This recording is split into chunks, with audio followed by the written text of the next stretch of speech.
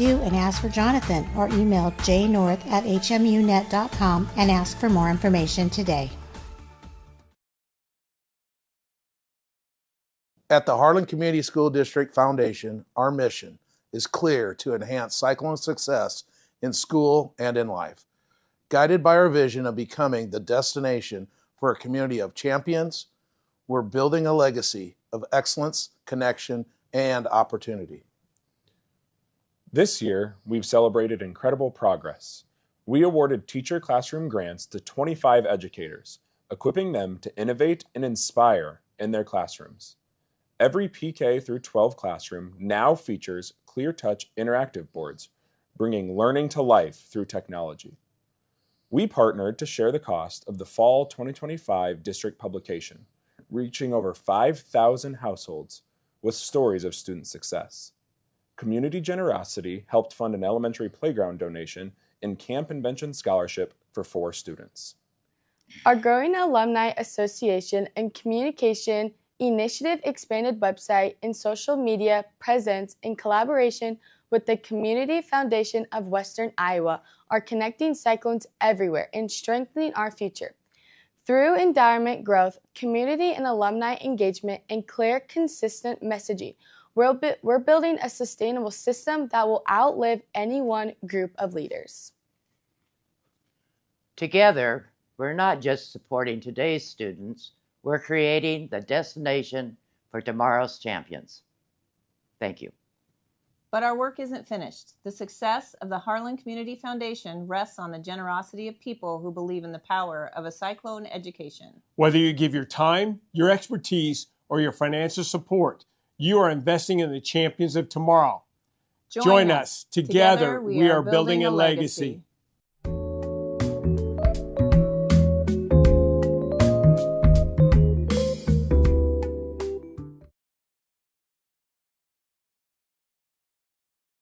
Programming on HLTV Channel 15 has been brought to you by Pizza Ranch in Harlan, Do It Best Hardware, The Agency in Harlan, Hamilton Financial Services, Fairway in Harlan, Hanson House Senior Living, Experience Life, Experience Hanson House, Western Iowa Medical, providing outstanding service and the highest quality medical equipment and supplies in Western Iowa. United Bank of Iowa, the difference is here, member FDIC. Polly Jones Funeral Home, longtime supporter of Harlan Community Athletics and events. HMU Medical Center, committed to you, committed to our community. HMU Medical Center, physical therapy and rehab services. Peterson Family Wellness Center and Lewis Family Aquatic Complex, live well. Cyclone Scenic Chemical, build a bigger bin. Dr. J's Family Eye Care, longtime supporter of Cyclone Sports in Harlan. Family Service Community, SCSB. Keast Auto Center, proudly serving Southwest Iowa for over 31 years. Conducting Swampler is a proud supporter of the Harlan community, education, and student activities. We move your business forward. Cyclone Lanes, great family entertainment, including bowling, sandwiches, and homemade buttercrust pizzas.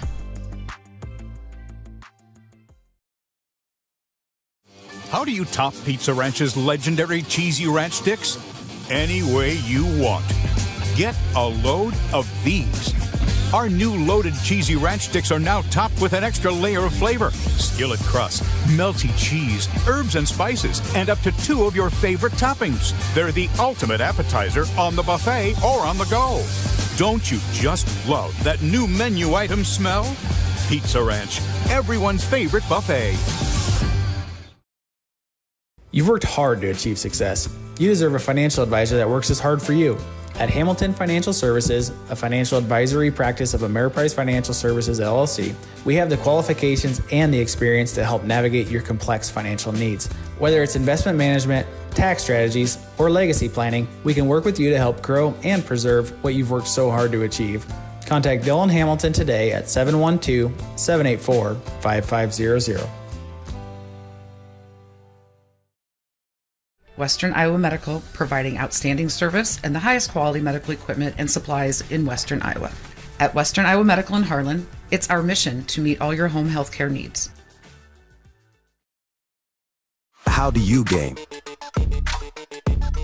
Do you shoot your shot? Do you go for the goal or throw the high cheese. Whatever you do, our goal at HMU Physical Therapy is to keep you in the game. HMU Physical Therapy. Game on. If you grill it, he will come.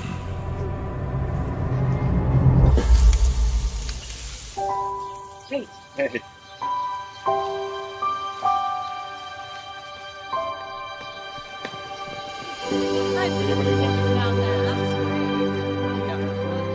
Is this heaven? Nope. It's fairway.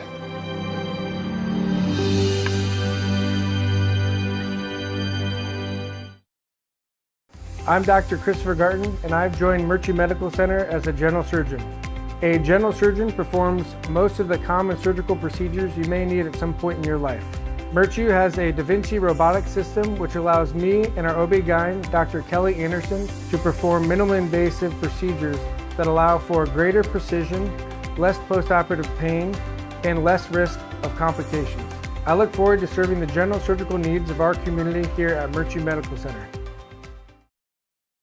Harlan Do It Best is your best source for friendly service, expert advice, and innovative products. Whether you need to build it, paint it, fix it, or grill it, we have it all. Our full-service paint department, utilizing Valspar paints, can match any color for your interior and exterior painting projects. Check out our new Diablo tool aisle for all power tool accessories needed for your home improvements. Make grilling easy with our full selection of grills and grilling supplies. Harlan Do It Best, conveniently located at 1810 Chatburn Avenue in Harlan.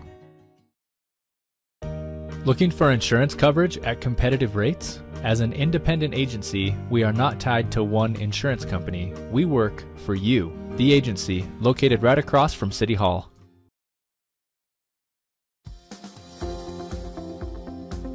At United Bank of Iowa, the difference is here. Conveniently located at the corner of Highway 59 and Pine Street in Harlan, you'll always find a smiling face to greet you and help you with all your banking needs. We offer competitive rates on deposits and loans, and the latest in technology with our online and mobile products. Come and find out for yourself why the difference is here at United Bank of Iowa. Member FDIC.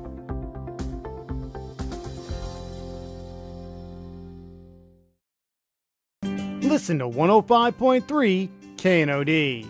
KNOD covers local, state, and world news. KNOD covers your favorite local high school sports, the Iowa Hawkeyes and the Chicago Cubs. KNOD covers Brownfield Ag News programs.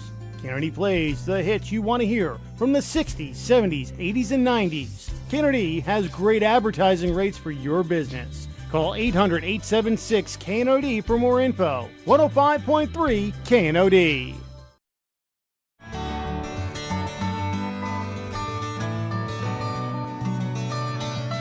Dr. J's Family Eye Care, longtime supporter of Cyclone Sports in Harlan.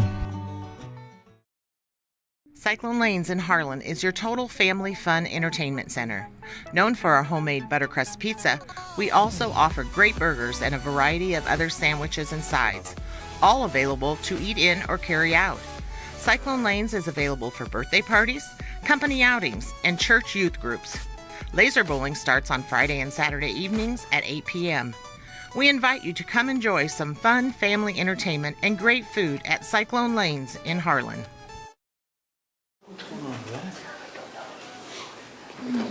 You're ready. Good afternoon. It's 4 o'clock. Welcome to the Harlan Municipal Utilities Board of Trustees meeting. Today is Thursday, March 26, 2026. Can I get a call and meeting to order? Motion. Second. Roll call. Akis, aye. Lukey, aye. Michelle, aye. And Michelle, before you go further, we do have two people online also, Jenny Sherrick and Mindy Wells. Okay.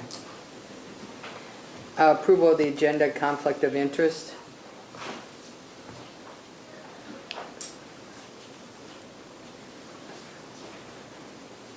Can I get a roll? So moved. Second. Roll call. Akis, aye. Lukey, aye. Michelle, aye. You just forgot what to do at the board meeting? A little nerve-wracking today.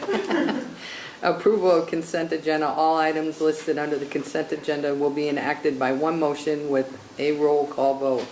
There will be no separate discussion of these items unless a request is made prior to the time the board votes on the motion. Consent agenda items may include non-controversial subjects. Move to approve the consent agenda. Second. Roll call. Dickus, aye. Lukey, aye.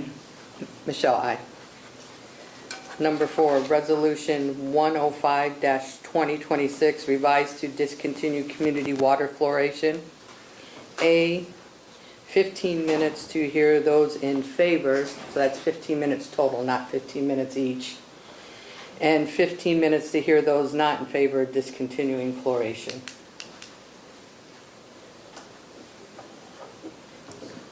Do we have anybody here that's in favor of discontinuing it?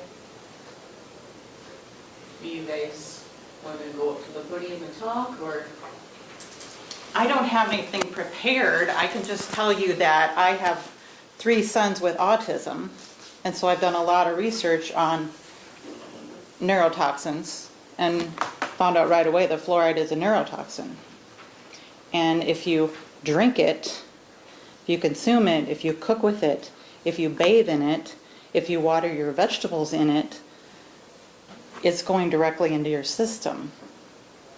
And if you read anything about toothpaste in the warnings, and mouthwash in the warnings, and fluoride treatments in the warnings, you are not supposed to ingest it. So if you want to apply fluoride to your teeth, you have many options to do so. I do not want to be forced to have fluoride in my water. So I'm doing everything in my power to distill my water and filter my water so that my family is not ingesting it through every which way. So that's my 2 cents worth. I've watched a lot of documentaries on fluoride, so I know what I'm talking about, but... Okay, those not in favor of discontinuing the fluoride? Do you guys want to talk? On the Zoom? Yeah, Mayor. Mindy, is that?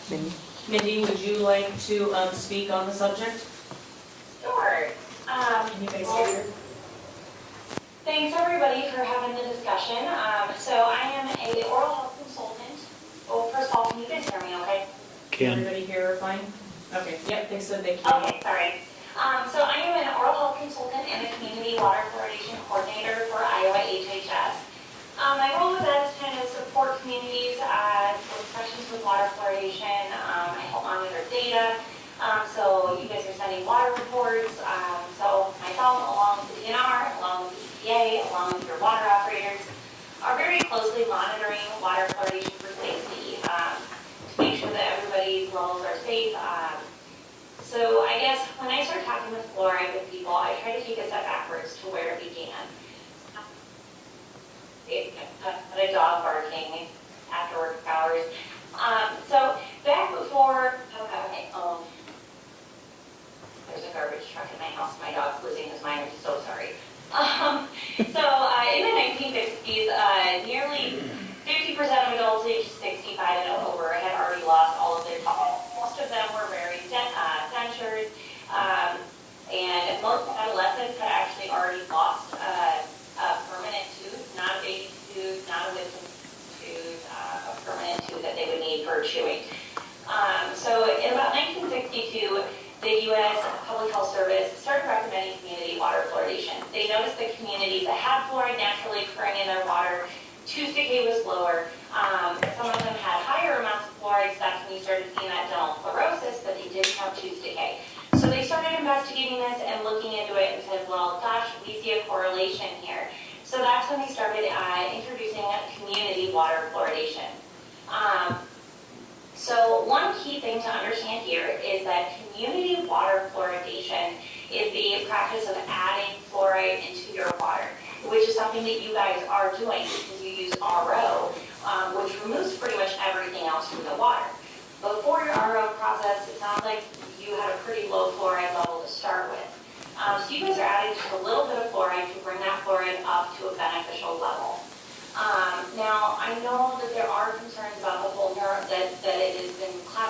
neurotoxin and everything. One thing that the NTP has not covered is the fact that their report was not looking at community fluoridation. Community water fluoridation is the practice of adding fluoride into water. The NTP was looking at areas that had very high naturally occurring flora. Your practice in Harlan is not looking at high natural fluoride levels. It is looking at optimal levels. Optimal levels would be 0.7 milligrams per liter. There's kind of a range at 0.6 to 1.0. Last year you guys averaged 0.63, which is still really quite frankly ideal.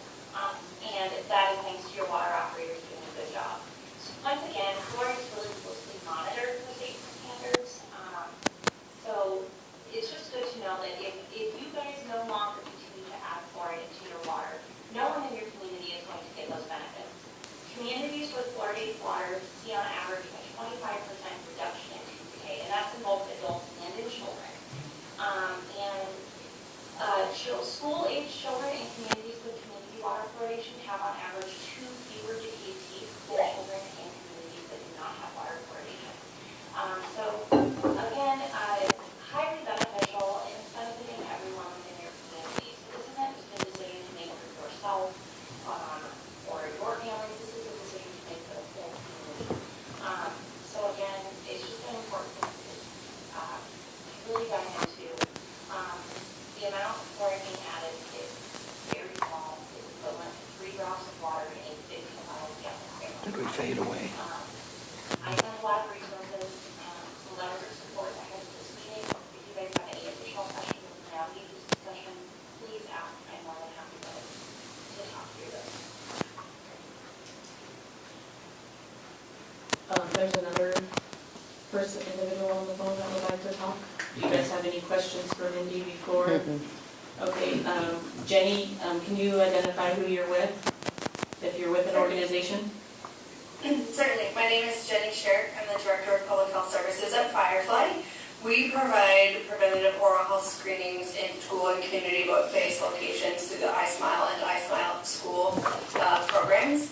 So I oversee all of our public health programming for women and children. There is a coordinator that specifically oversees the iSmile programming. Unfortunately, she was sick, and so I am here today to, be her replacement. And so just wanted to talk about what we're actually seeing when we are doing community-based screenings. iSmile at school predominantly does do screenings in locations that have 40% or greater free and reduced lunch. So while not a one-to-one comparison, we're sort of generally looking at children who are experiencing poverty.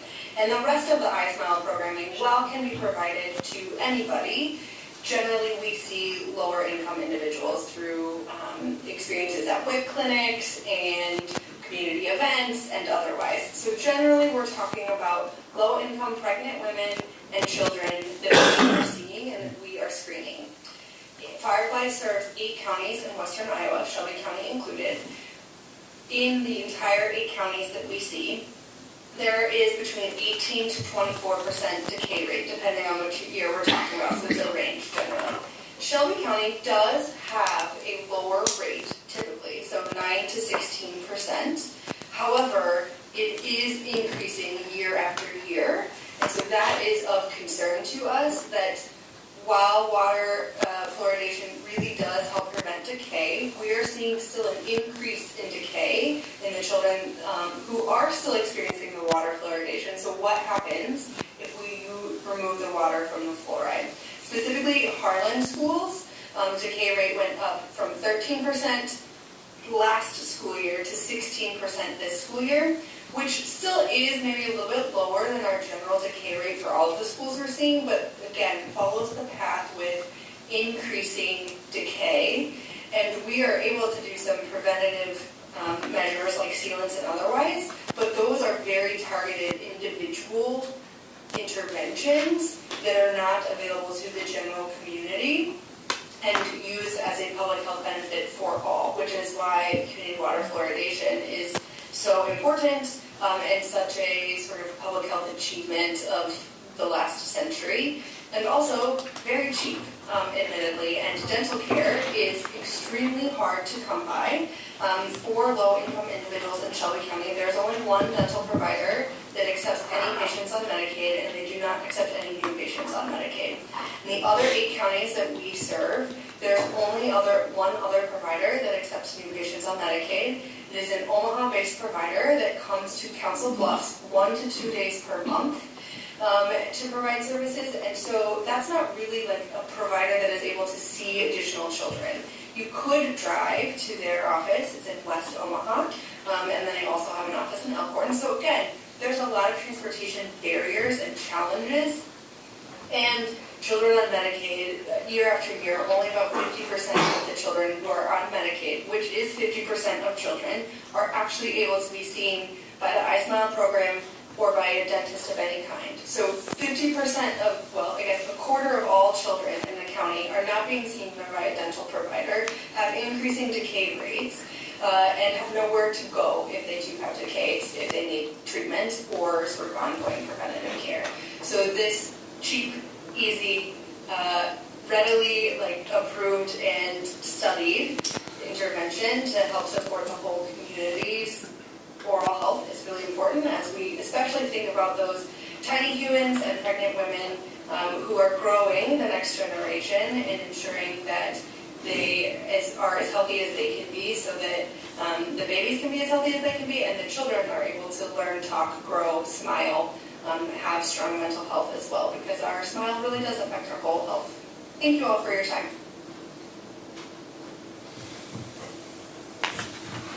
I have a question for Mindy. Mindy, the EPA lawsuit that came out, I'm sorry, I'm Donald Cooney. I'm the water superintendent for Harlan Municipal Utilities. And 2024, U.S. District Judge Edward 10 ordered the U.S. Environmental Protection Agency to take regulatory action to eliminate the unreasonable risk water fluoridation presents. And that was based off that plaintiffs have proven by a preponderance of evidence that water fluoridation at the level of 0.7 milligrams per liter, prescribed optimal dose for the United States, presents an unreasonable risk of injury or health or the environment without consideration of cost or non-risk factors, including any unreasonable risk to a potentially exposed or susceptible subpopulation under the conditions of use. Can you answer what your thoughts are on that and why that was issued? Yes, so there was a lawsuit in California that led to that ruling. So that ruling does not mean that the EPA is saying, no, we have to get rid of this. Nope. That ruling is saying that the EPA needs to reevaluate what our maximum contaminant levels are. And we know that if you consume a high level of fluoride, it is not good for you. No one is asking anyone to do that. So it's asking the EPA to reevaluate that 4.0 as the maximum contaminant level and the 2.5 as the secondary one. And they are doing that.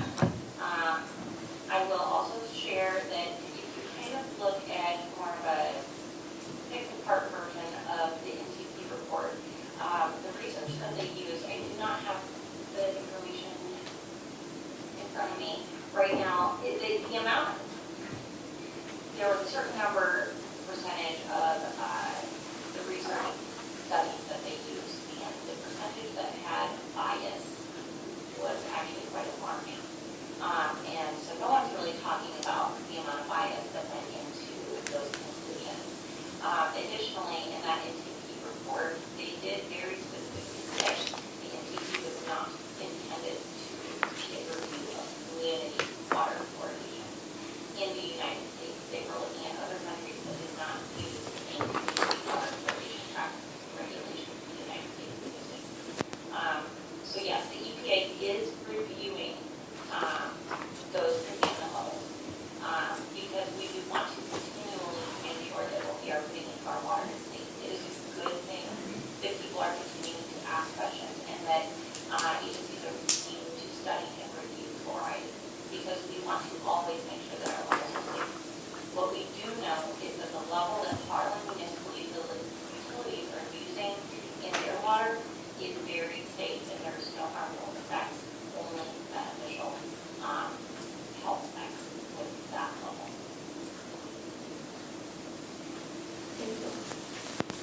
Anybody have anything? Can I get a, no one, can I get a motion? So I guess maybe where do we provide input?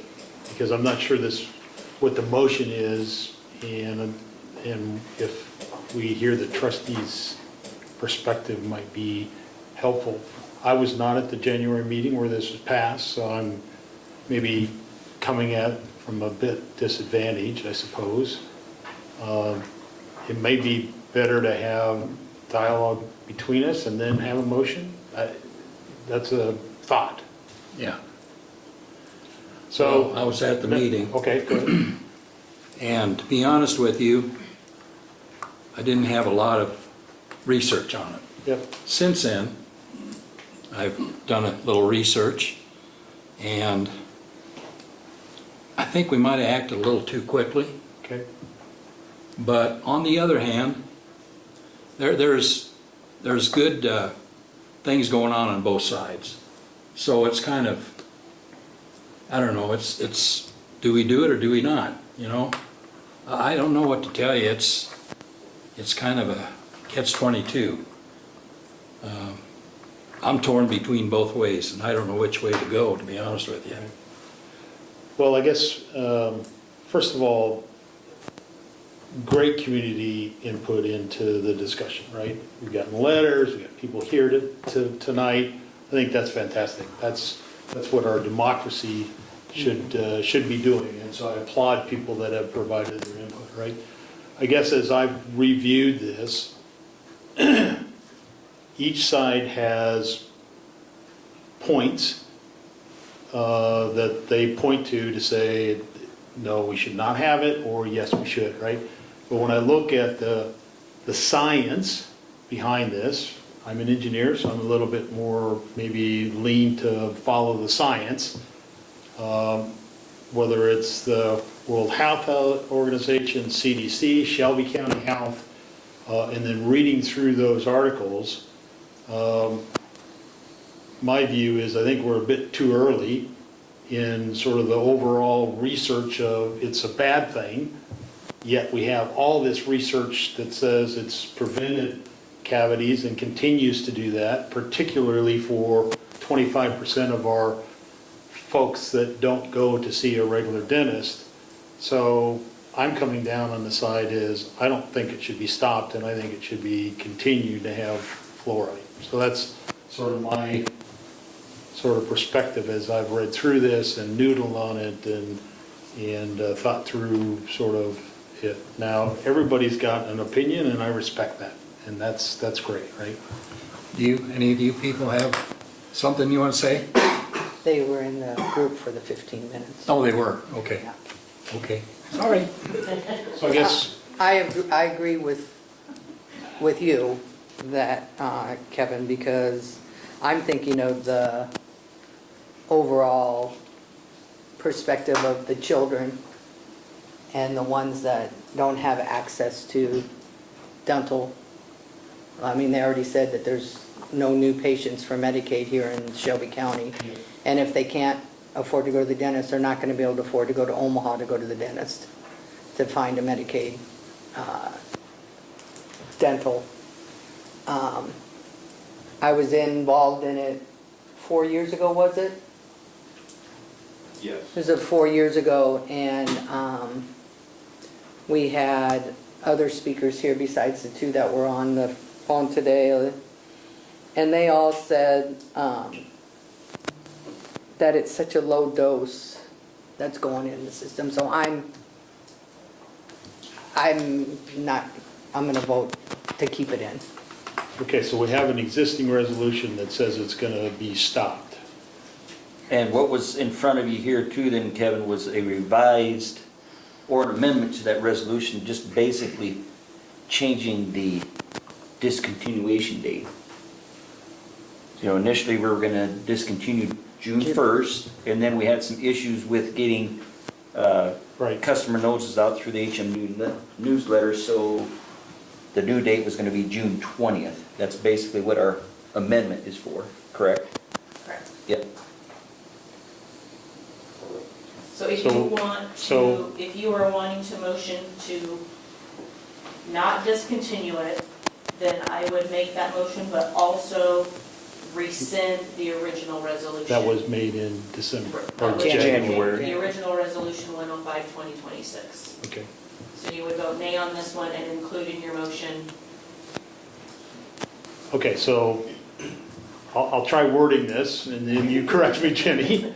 And I then don't we'll see know if the right way because I didn't know anybody was gonna go against it, or else I would have had a separate agenda item.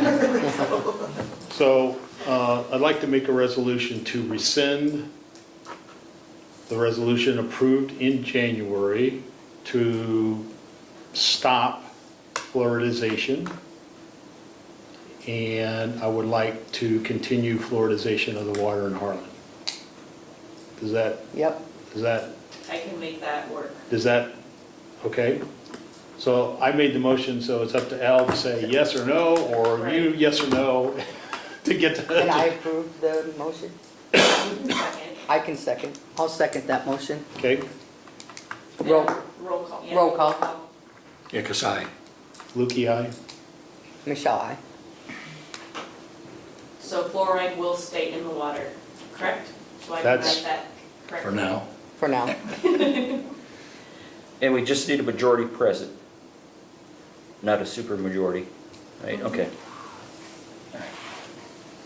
Okay, number 5, resolution number 106-2026, a You guys resolution. all want to go? Yeah. Yeah. It's going to be maybe a long meeting, so you sure can stay, but we don't want to keep you out popcorn or anything. You sure But you can. can, that's what it's there for. That's what it's here for. Thank you all for having us.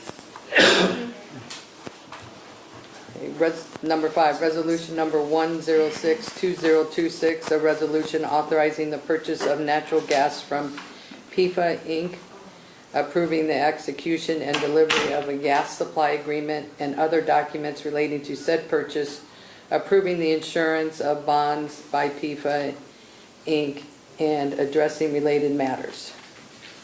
So last month we had Bill Lindley here with Clayton explaining kind of the situation, I guess so. And I think at that point, the board voted to move forward, so at least they could get the documentation put together, which is what's in front of you now. Just to recap a little bit, so it's for a pre-purchase of 70% of our future gas, utilizing HMU's tax exempt status. So there again, basically, we're not gonna pay for that gas until we actually use it, so it's not like we're putting a bond up, we're actually putting bond money up, it's just that they're using our tax exempt status in order to pre-purchase. There's somebody gonna buy those bonds, or they'll be the ones that actually purchase the bonds for this gas purchase. I guess that makes sense. Any questions? You have this. I move to approve resolution number 106-2026, authorizing the purchase of natural gas from PIFA Inc., approving the execution and delivery of a gas supply agreement and the other documents related to said purchasing, approving the issuance of bonds by PIFA, and addressing related matters. Second. Roll call. Ickes, aye. Lukey, aye. Michelle, aye. Number 6. So did you want to follow up with Jarvis on? Yes. About the bonding? So on that bonding, like I said, it does count against our bonding, which this gas that'll be purchased. I mean, even though we're not fronting the bonds, I mean, they're just using but it goes against our bonding capacity, that 10 million. And I think that's actually gonna be over that limit, is what Bill said, for what we got to pre-purchase will be over the 10 million just in that year. So basically anything, and it sounded like any big things you got coming up bonding is 27, 28? Yeah, 27, 28. So do you have anything this year? No, we're not bonding anything. Okay, so then we should be good. So that'll come in effect, like I said, they're thinking late April, early May is when that'll happen, to where they'll commit that bonding capacity. So we should be good. And then they expect us to come around about every 7 years. So we'll just have to kind of keep in touch again, 7 years down the road, might be going through this again, we'll just have to make sure timing-wise that you guys don't have a big project coming up or something that would affect the, or the bank qualifying, so. Yeah, because we're bonding in 2027 and then another one in 2028 for the street projects. Okay, so we should be good, it's just a little bit further out, we'll just have to kind of work that out and see where we're at with that. Good. All right? Thank you. Okay. Number 6, review and accept quote for a new backhoe loader. 2 quotes were received as follows. Caterpillar 420 in the amount of $130,715.80. Includes trade-in value of $17,000. And Murphy Tractor Equipment Company 320, a P-tier John Deere in the amount of $133,155. Includes trade-in value of $22,000. This is a budgeted item for 2026 and 2027. So basically, we're replacing our current New Holland, which, what year is that, I think? 08. It's an 08, which is, it's pretty tired. So our recommendation that, you know, both machines were demonstrated with our employees. You know, they dropped it off, let us for a few days. Guys can go out and kind of date with it and see what they thought of each machine. And we went ahead and got the quotes, but both are very comparable. Is what we tried kind of doing apples to apples. Recommendation is for the Caterpillar 420. And like we talked, as far as budget time, delivery will be after July 1. So we hit that 26-27 budget year. And I think we're getting a pretty good trade-in, I guess, for an 08 machine, I think. So if I do the math, it looks like John Deere might be a little bit cheaper? Is that? Well, I guess if you look at trade-in. With the trade-in, yeah. The totals there are with the trade. Yeah, it's with the trade-in, correct. Yeah, Yes, that already includes. Yeah, already includes Yep, the so the trade-in's already taken off of that, yes.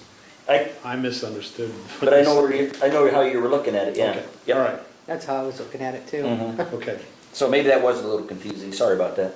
Okay, so make a motion to review and accept the quote for a new backhoe loader of the Caterpillar 420 in the amount of $130,715, which includes the trade-in of $17,000 for existing New Holland.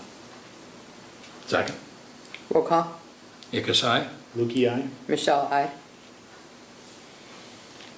Number 7, review and accept quote to replace unit number 17 of 2014 Ford Escape. Quotes were received as follows. GM 2026 Chevrolet Traverse in the amount of $42,241 and GM 2026 Ford Explorer in the amount of $39,244. Both prices listed are after price concession. Budgeted item for 2026 and 2027. Yeah, so the price concession is just basically government funding or government credit, I guess, however you want to say it, pricing. Our recommendation at this point is then for the Ford Explorer, just, you know, the cheaper option, which I think they're both good units also. Same thing, delivery would be after July 1 to get in that budget year.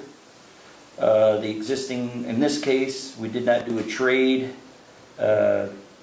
with the 2014 Ford Escape, but we will turn around and that'll be sold on Purple Wave auction site. Was the trade-in value not good? Well, it seems like you get way below book even, a lot of times when you trade, so that's kind of why we stayed away from that. I don't know what the thoughts are for the board. I'd make a motion to accept the bid of the 2026 Ford Explorer in the amount of $39,244. Second. Roll call. Ickus, aye. Lukey, aye. Michelle, aye. Okay, number 8, receive and file the minutes from the Insurance Committee meeting and City of Harlan Council meeting. Review and approve recommendation to approve the agency's proposal to renew property casualty insurance with EMC Insurance. I guess you could contest to it, Michelle, but I think the review of the premium coverage went well when we got Yeah. together with the city. They did. We were gonna look back, I'm gonna maybe just off the top of your head, I mean, are we about the same from last year? I can't remember if we got everything put together here yet or not. Yeah, so with the savings on the work comp, it ended up being 4 or 5% from memory, year Okay. over year. All right. It was above, it was 10 or 11 or 12 prior to the work comp savings. Sure. So, so what we're alluding to is we ended up getting bids this year. We looked into this, time flies, 5 to 7 years ago. There's a statewide pool for municipalities, cities, entities only, and it's owned by the members. They declined to even offer a quote 5, 6, 7 years ago. This time around, through discussions with Joe and Jenny and city folks, they agreed to give a bid, and it was extremely competitive. So the savings, it's a range only because every carrier slightly might classify somebody differently. You know, carrier A might say Brian Gribbles in this class, and carrier B says different. So IMWCA only does July to July. So we figured after we get through this 3-month window, they'll have everybody kind of slightly moved around to where they feel is appropriate based on job duties. But it's in tune of $45,000 savings on the work comp combined for city and HMU. In our portions, we kind of talked maybe 15-ish. Yeah, it's about 2/3 and a third, 60-40 to 65-35. HMU being that 35 lower percentage of the amount. So you say a third, it's 15 to 18,000 savings depending on what we look. If it's classed the way that they initially classed it, it'll even be more. So we did the savings based upon worst case scenario, but you guys know what I mean. So we do a review with department heads pretty frequently. We send stuff out about every 3 years. I'll get a list from Jenny of just, hey, just so I don't miss anybody, who do I need to make sure I hear back from? And if I don't hear from somebody, I reach out to Joe and Jenny and say, hey, I haven't heard from John or Jane Doe yet, just to make sure we're not missing a building, a backhoe, a vehicle, whatever it is. So we do review those lists both annually and then extremely detailed every 3 or 4 years just to make sure there's something big that we don't miss. So, and those folks go to those meetings, as you know. The city's already approved this. Mhm. So I make a motion to receive and file the minutes of the insurance committee meeting with the city of Harlan and approve the recommendations for the agency's proposal. Second. Roll call. Dickus, aye. Lukey, aye. Michelle, aye. Number 9, approve boiler insurance renewal in the amount of $5,000. So I talked a little bit with Brent on this. We do this every year, but the boiler kind of threw me off a little bit, but we discussed that this policy actually covers our 2 large cat generators that we got down at the old facility and equipment in our substations. So it's an annual thing. Jenny did some research, I guess, this afternoon. I think in 23 we paid $5,000, and then in 24 and 25 it was like 74, almost 7,500. But now we're back down to that 5,000 again. It looks so like. Cities, municipalities are in a program typically written between 2 different competing carriers.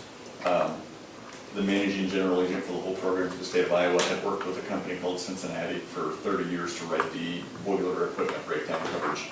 That boiler term just stems back to 80, 90 years ago when boilers were everywhere and they would break down. But yes, so Cincinnati's been the carrier. They notified the entire program in the state of Iowa that they were canceling everybody. At that point, we were in the midst of a 3-year policy. So they went out and said, hey, for the whole statewide program, they went out to bid, got other carrier options, and CNA actually came in. Because again, they don't share the premium, and actually came in slightly lower anyway.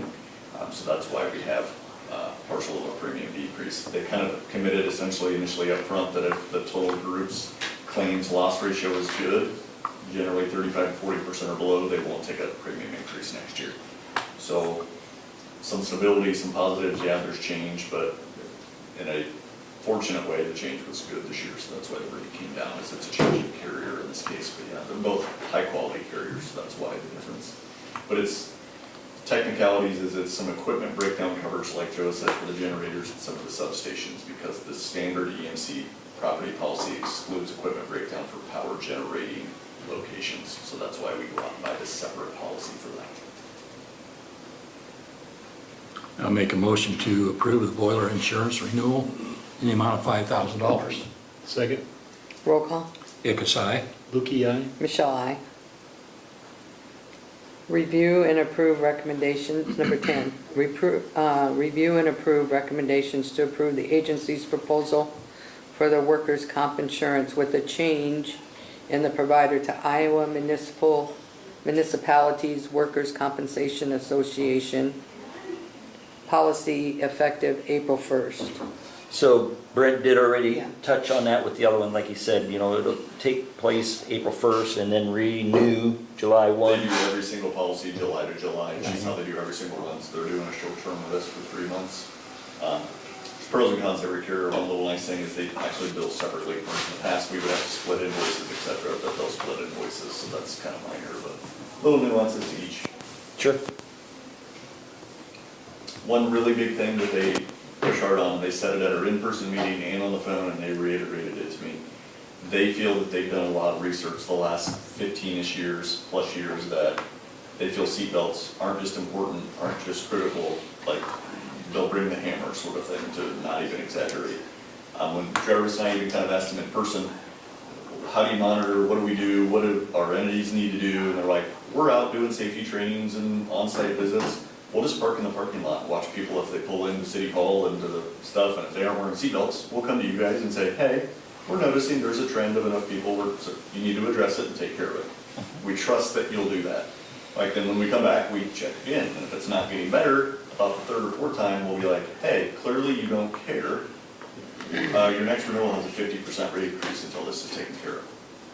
So we don't want to have that conversation. We want to be very proactive. Right. Avoid that. Just, I know it can be slightly inconvenient at times if you're going job site to job site, but when it's a 2 or 3 second deal, put it on. We need to wear them anyway, but especially when we're looking at a $60,000 to $70,000 punishment for not doing it, we need to be proactive and do it. Avoid that conversation. So. Yeah, and I think just, you know, if that comes up, that's what it's stemming from. Is they've said we absolutely feel like we have enough data to prove this is important enough that we take it extremely serious. So. Well, yeah, and then just to follow up on that too, I think, you know,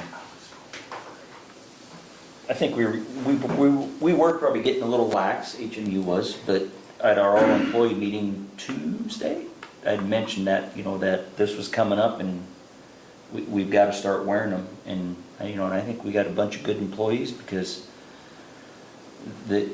I think they accepted it and, you know, didn't have any issues. It's just like they knew we got to do it, and we're trying to save, we're trying to save money, you know, on the premium, and I think they are all in with it. I didn't really have any major issues, maybe a couple questions, but I think already things are, you know, things are starting to look up as far as the employees, so, just since that talk Tuesday, so. Interact with Brent and the city also to implement the new policy also too. For us, it's a new policy, we didn't have that anywhere, so it's been approved, implemented, and all the employees signed the new policy, so we're trying to implement that. Yeah, so basically Tuesday was kind of a reminder that when we had all the employees together, is that, you know, we have this, everybody signed it, policy that was initiated in 2013 for seatbelts specifically, so. So there's documentation for it, but like I said, I think, you know, great employees, I think they were very receptive of it, and they kind of knew why we were doing it and why we want to require it and enforce it, so.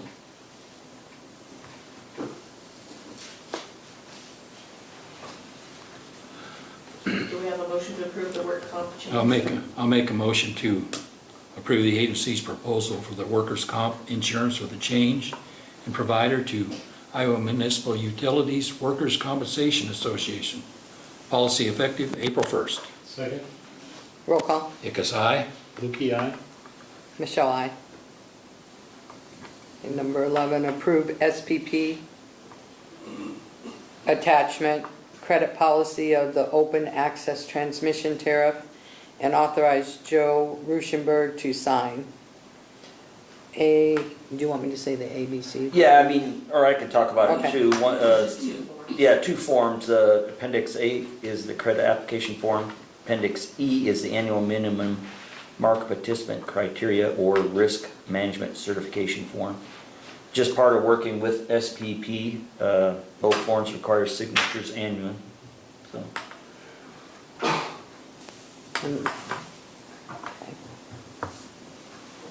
Any questions, Al? No? I don't think so. Make a motion to approve the SPP attachment regarding the credit policy and the annual minimal market participation criteria, and authorize Joe to sign those two documents. Second. Roll call. Hickus, aye. Lukey, aye. Michelle, aye. Number 12, approve KLAC's annual support renewal in the amount of $10,495 before sales tax. So this is a KLIC support renewal that was approved at the March meeting in 2024, right? Yes, 2024, for $31,485. So this covers 3 years ending 3/29 of 27. So basically this covers annual 24/7 support and software updates, 1/3 paid per year.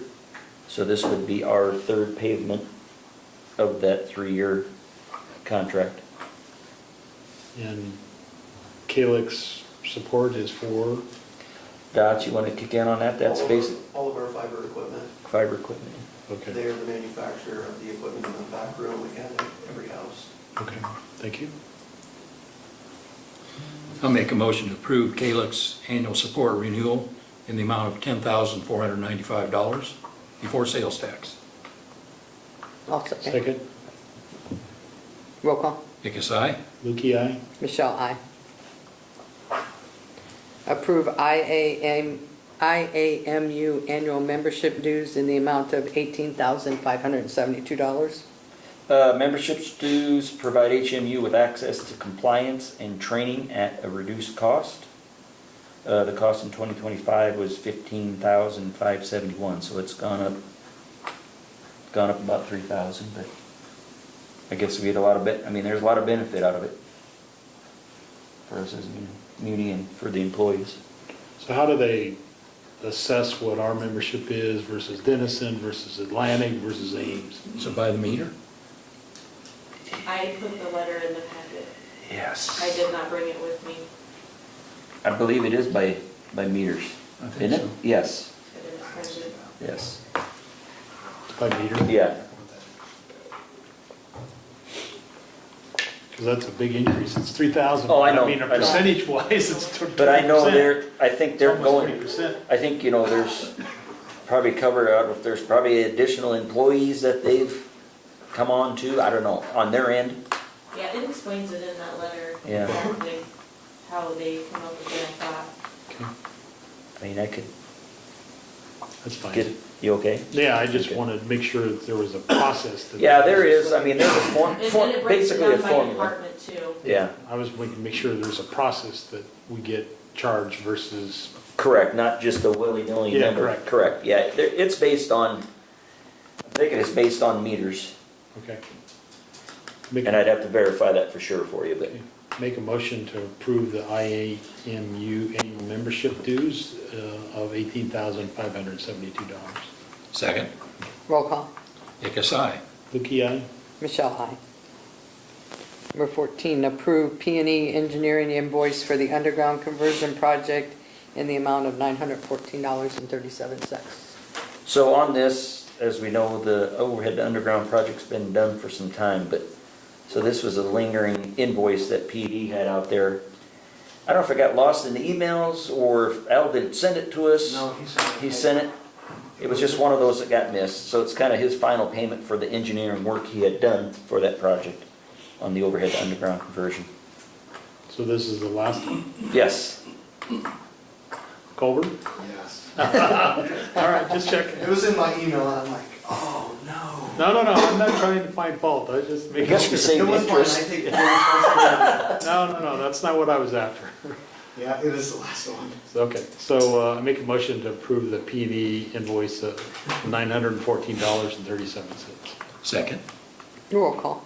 Hickus, aye. Lukey, aye. Michelle, aye. Number 15, approve P&E engineering invoice for the new campsites at the Shelby County Fairgrounds in the amount of $1,938.70. Now, this is a current one. Payment for engineering work that he, for designing that new electrical down there, laying it out for us. So I don't know, any questions on that one? They're gonna have it done in time? Oh, I think so. Next week. Yeah, we're raring to go with weather. Construction's starting and the engineering's done? Engineering's done, yep. It's all flagged down. Yep. Okay. Well, the first section is flagged down. We're hoping two weeks for our stuff. So's Gary. We're hoping. Sooner than later, right? So. I'll make a motion to approve P&E Engineering invoice for the new campsites at the Shelby County Fairgrounds in the amount of $1,938.70. Second. Roll call. Hickus, aye. Lukey, aye. Michelle, aye. Number 16, approve recommendation by P&E Engineering for payment number 1 for the metering system replacement project in the amount of $142,025.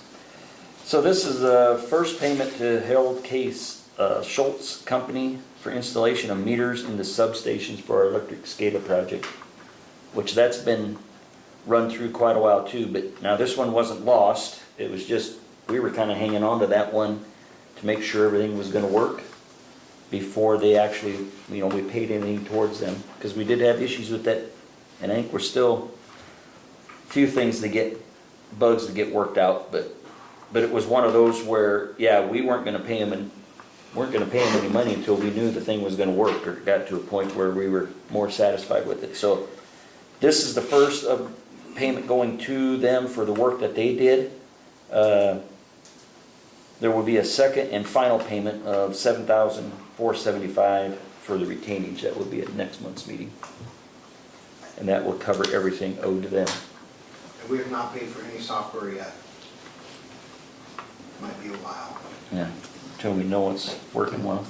Make sure it works, huh? Mm-hmm. Move to approve the P&E Engineering payment number 1 for the metering system replacement of $142,025. Second.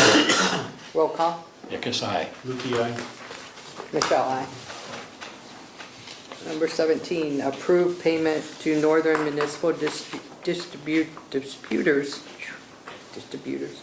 Group in the amount of $4,483.59 for legal and regulatory fund assessment. So this HMU's payment is based on the throughput of gas that we use in a year, is how they base what each municipality or city pays. Money is used to cover costs of representation, legal representation for the current Northern Natural Gas rate case. So there's always kind of a fund there, they ask for money, kind of build that fund back up, and then as we get invoices from the attorneys out in DC that are kind of fighting on our side for the rate case with Northern, once it gets down to a certain point, then they kind of ask for another assessment based on our throughput. So like this time, I think they were looking at trying to pick up about 80,000. So then they kind of back that into your throughput and basically find out then what each municipality or entity owes. So this group is, maybe this is not the right term, but a watchdog legal group on Northern's rates that they charge municipalities, is that? They fight to get it lowered, that rate lowered. Versus Northern? Yes. Yes, yep. Okay, got it. Yep. That's kind of what I thought, okay. So I'm actually a representative on this, along with RC and Woodbine is on the board. Kurt Neff from Cedar Falls is on the board. Jim from Sanborn is on the board. And Murray from Sioux Center is on the board also. Okay. I make a motion to approve payments to the Northern Municipal Distribution Group in the amount of $4,483.59 for the legal and regulatory fund. I'll second. Roll call. Hickus, aye. Lukey, aye. Michelle, aye. Number 18, information only items, a McClure invoice in the amount of $3,731.38. Engineering cost would be for February, right? Or March? Yeah, so it'd been last month's for the raw water system improvements project. those we should be winding down on also here, so, as that project is Correct. getting down there. Right now, it's just kind of final, they're working on final quantities, final, you know, making sure everything's finalized on the project is a lot of their time now. Darn engineers. Yeah. And then under my report, I've got a few items. Update on the raw water system improvements project. I guess we're just verifying that all punch list items are complete. They've kind of been in and out of here the last couple of weeks trying to get those finished up. I know we're gonna have to probably have one more sweep and make sure everything's done, correct, Donald? I think we have a few little things. But then we do hope to have we were hoping to have final completion by this meeting, but it's gonna turn out now, obviously, that we should have final completion of the project by the April meeting along with the final payment. Next item, Eric Rose and Todd Hively completed their welding certifications for the year. Just did that last week. Was it? Yeah, last week. They were up in Emmitsburg to a class, so got recertified for the year. HMU has most materials and equipment for the electrical services to the new camping spots that we had touched on. To be added there at the fairgrounds. Installation will start as soon as the weather allows, like Coburn said, you know, I don't know. We'll have to see what the weather does. I know they're talking for some rain, but I think we got enough stuff to get going now. We're waiting maybe on a few items, but we got the majority of it, I believe, right now, sitting out in our parking lot, so. Next item, approximately 90 customers left to convert to IPTV. End date for the traditional cable is May 31st. Last is March anniversaries. Oh, wait. Oh, yes. May 31st, I thought it was May 1st. Well, we want to be done by June, or we wanted to be I done. thought shut-off is May 1st.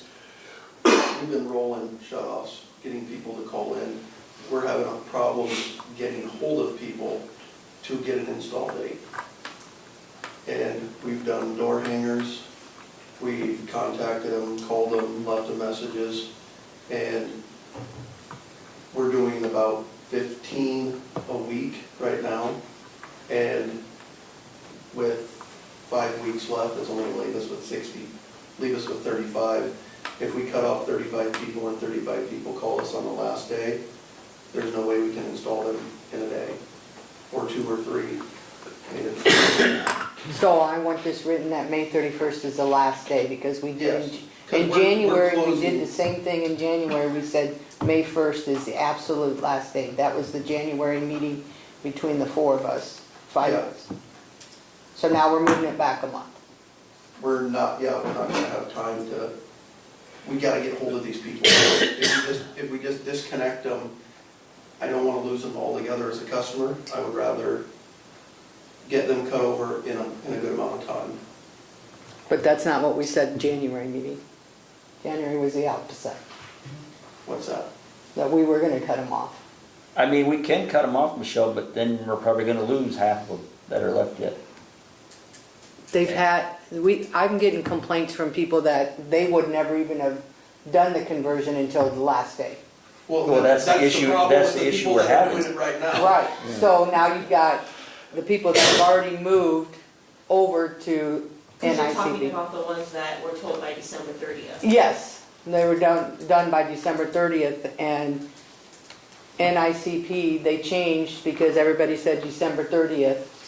And then now we're moving it out another month from our January meeting, when we had the meeting and we all sat down and said, this is what we're gonna do. If we had to do overtime, we were gonna do overtime. This is what we have to do. Was May 1st. So you might wanna schedule another meeting to have this hashed out in another meeting. Okay. Okay. Yeah, Kim? Jenny, can you schedule another meeting? Yeah, sure.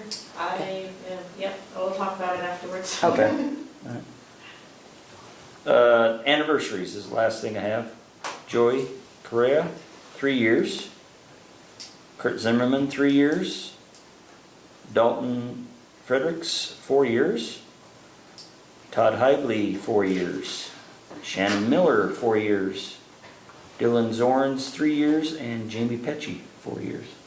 Yeah, that's good. So it was a busy month of hiring there, I guess, so.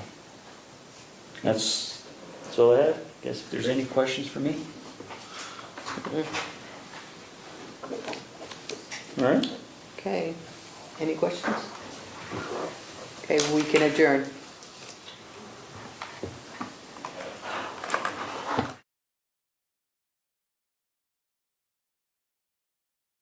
Activities. We move your business forward.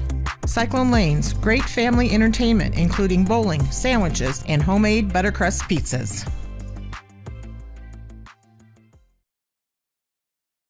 How do you top Pizza Ranch's legendary cheesy ranch sticks? Any way you want. Get a load of these. Our new loaded cheesy ranch sticks are now topped with an extra layer of flavor, skillet crust, melty cheese, herbs and spices, and up to 2 of your favorite toppings. They're the ultimate appetizer on the buffet or on the go. Don't you just love that new menu item smell? Pizza Ranch, everyone's favorite buffet. You've worked hard to achieve success. You deserve a financial advisor that works as hard for you. At Hamilton Financial Services, a financial advisory practice of Ameriprise Financial Services, LLC, we have the qualifications and the experience to help navigate your complex financial needs.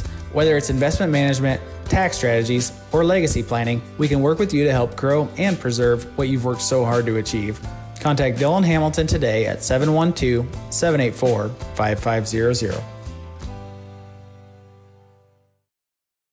Western Iowa Medical, providing outstanding service and the highest quality medical equipment and supplies in Western Iowa. At Western Iowa Medical in Harlan, it's our mission to meet all your home health care needs.